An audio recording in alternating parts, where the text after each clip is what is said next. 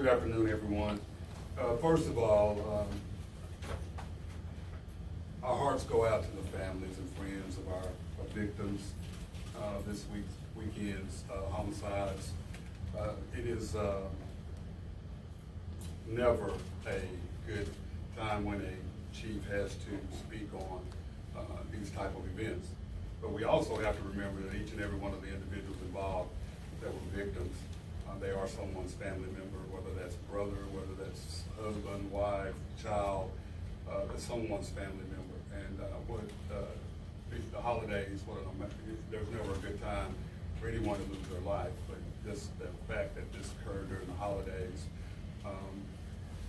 it just adds to the tragedy. So I want to give you an update, or run down some chronological details regarding each incident. The Long Coy homicide. Saturday, December the 26th, just before 4 p.m., Little Rock police officers responded to a call in the 2700 block of Long Coy Street on an assist medical call.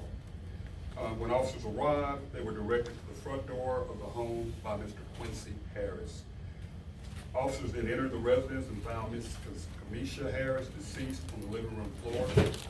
Our homicide detectives and crime scene specialists responded and began conducting an investigation. This homicide is a result of a domestic related incident. As a result of the investigation, Mr. Harris was charged with first-degree murder.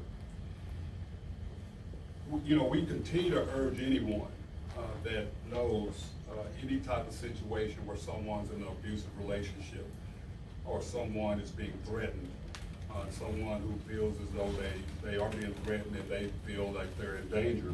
We continue to ask our citizens to reach out. We continue to ask our citizens to call 911. But, you know, we do have a top-notch victims advocate program that are here to help victims.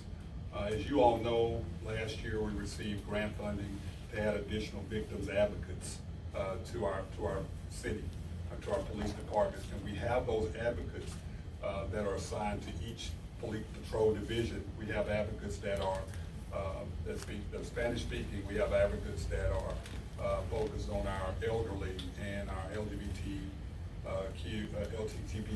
plus community. And so we have resources, we have advocates, we have programs to help our citizens. No citizen deserves to be a victim. No citizen deserves to live in fear. And so we have the resources here at the Little Rock Police Department that we really would like to, for citizens to know that they're available. The number to our helpline is 501-918-HELP. 501-918-HELP. 4357. That's 501-918-4357, or HELP. The Myra Lynn homicide. On Saturday, December the 26th, 2020, our officers responded to a call of shots fired on Myra Lynn Drive around 10:30 p.m. Once at the scene, the officers were informed that someone was inside the residence and they were possibly in medical distress. The officers had to force entry inside of the residence and located a deceased black male, Brandon Simpson, 36 years of age, from the city of Little Rock. Our homicide detectives and our crime scene specialists responded and began to conduct an investigation of the scene. This investigation is ongoing. However, detectives are working all viable leads with hopes of confirming a suspect in this case. We know that there was some type of confrontation. We knew there was some type of confrontation occurred before the homicide, and we believed that the suspect and the victim knew each other. Gar Springs homicide. On December the 27th, 2020, during the early morning hours, just after 6 a.m., our Little Rock officers were called to the 6900 block of Gar Springs regarding a man who was reported to be passed out in a pool of blood.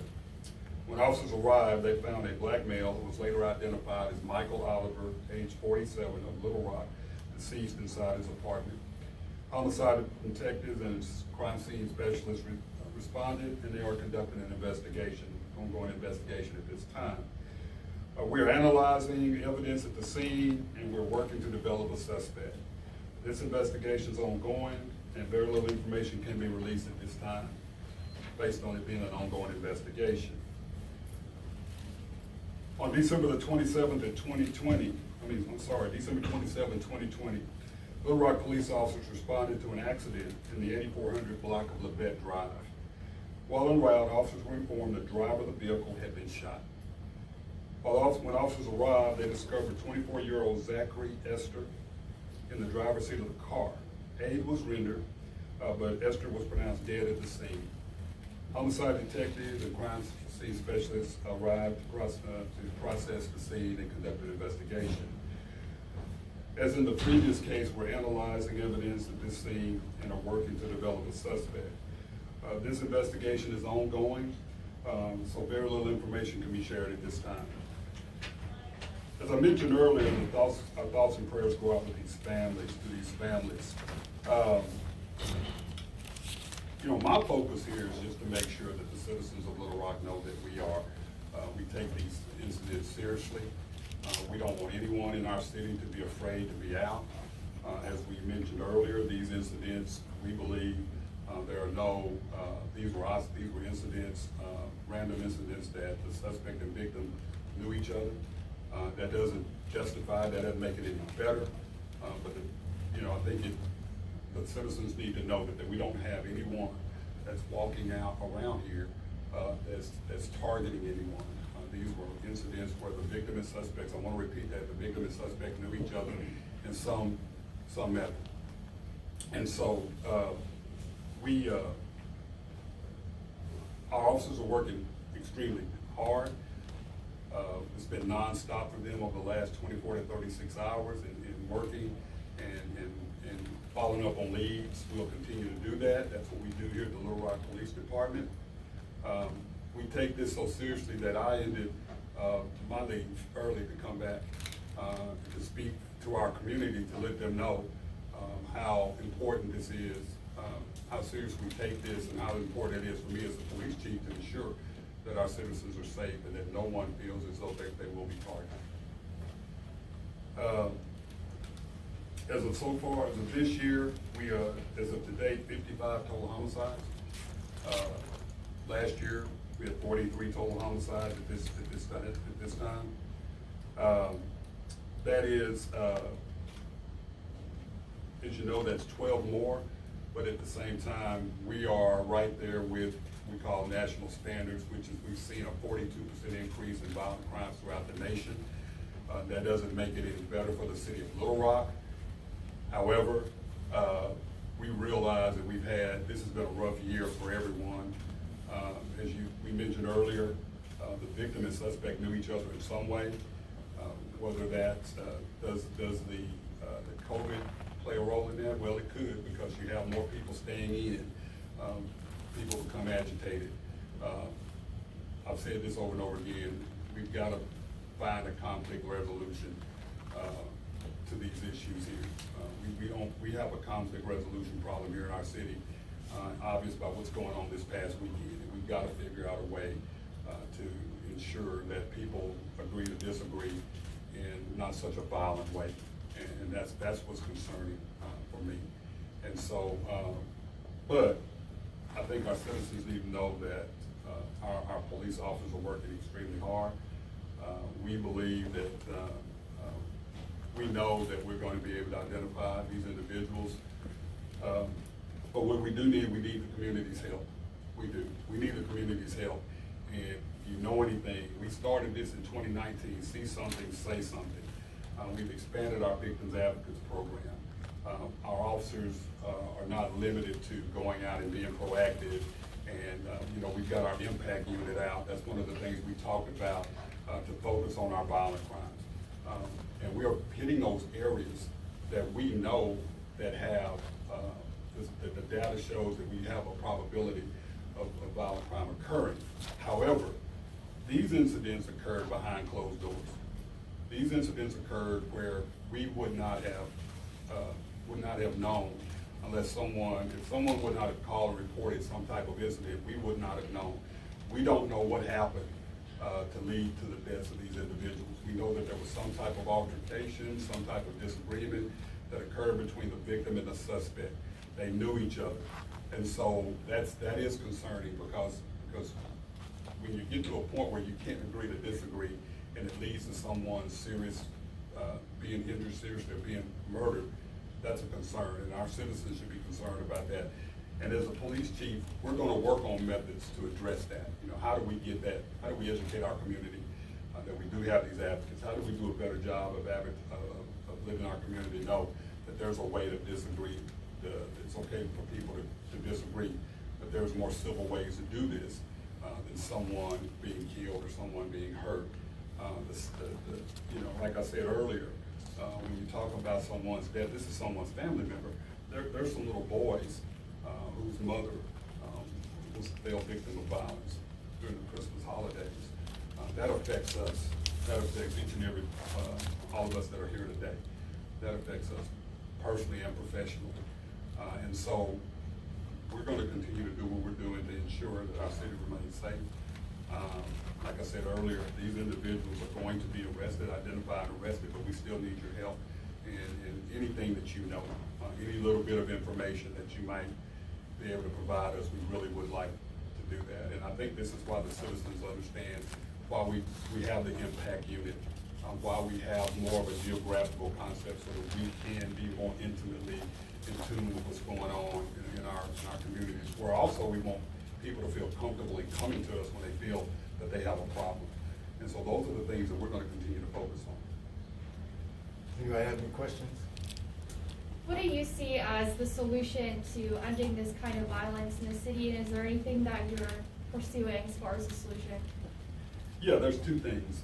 One of the things I've spoken with the mayor about, and we've got to come up with some form of citywide conflict resolution program where people can learn how to disagree and learn, you know, whether that's how do you argue with someone, how do you walk away from something. Those are things that we've got to do in this city. I've said that over and over again.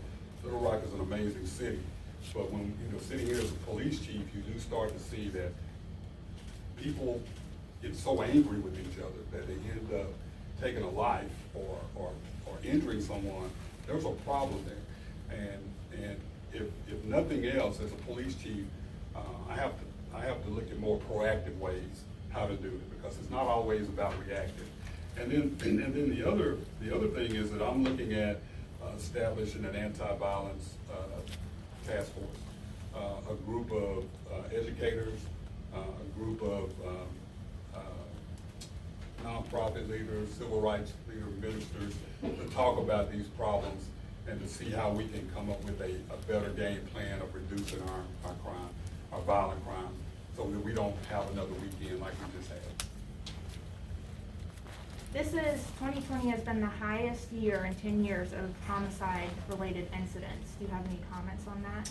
Yeah, I think you have to look at the national standard, and it's not just the city of Little Rock. And I'm not trying to justify, we'll never try to justify, but you have to look at, you're talking about the city has grown as far as the population. Say 10 years ago, we're probably 10 to 15% larger in population than we were then. That plays a role.